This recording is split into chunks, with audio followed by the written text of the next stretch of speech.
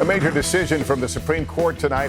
When the decision came, it came with maximum impact. One decision, unanimous. The U.S. Supreme Court has just released its ruling in one of the most important decisions it will make in its modern history.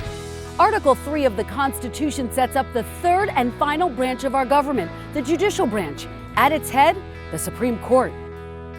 Today, we join a tour of middle schoolers in Washington, D.C.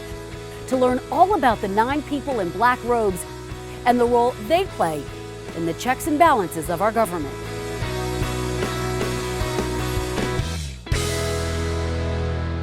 So here we are in front of the Supreme Court. This is, of course, the highest court in the land. Mr. Speaker, the Chief Justice and Associate Justices of the Supreme Court. There are 3 branches of government: the legislative, the executive, and the judicial. It is possible for the legislative branch, or any of the branches, to do something against the Constitution. And that's where your checks and balances come in.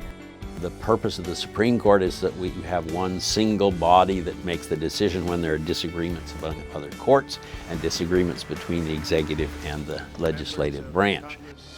Richard Nixon has again succeeded in bitterly dividing a branch of the government. Today it was the Supreme Court. The vote was 5-4. How many justices do we have total? Someone said it, I think. 9. The court today ruled on a Pennsylvania law loaded with restrictions, and in its 5-4 decision, it left both sides complaining. They did recognize they needed an odd number so that you don't have a tie, and we have the 9 justices that vote on decisions. The president is the one who will nominate judicial nominees, put these names forward to the Senate.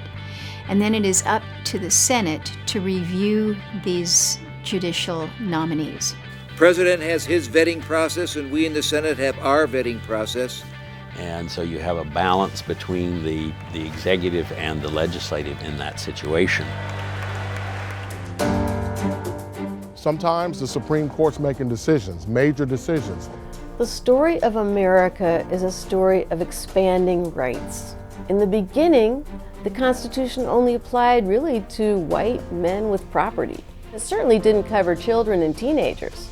We know that students' rights are upheld frequently by the courts in terms of the students having the right to free speech.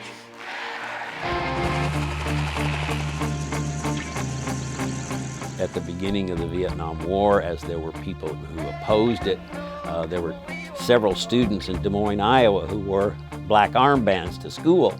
This black armband, it's a symbol that goes through history to mourn for the dead.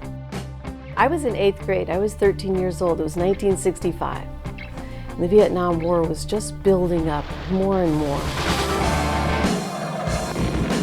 And so I decided I would try to be brave and wear my black armband to school. And they weren't doing anything more than wearing these armbands, and they were expelled from school for that.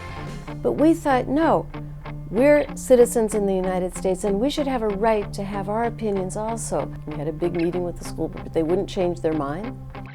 And so we went to court.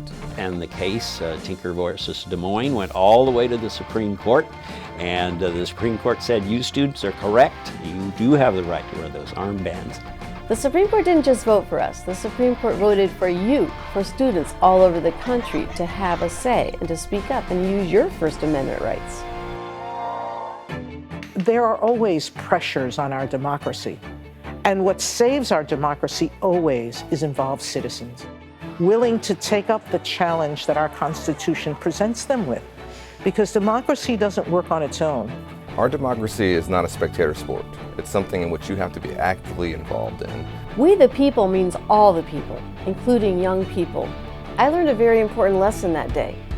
You don't have to be the most courageous person in the world. You can be you. You can be 13. For the rest of my life, I found out how much that little bit of courage had meant.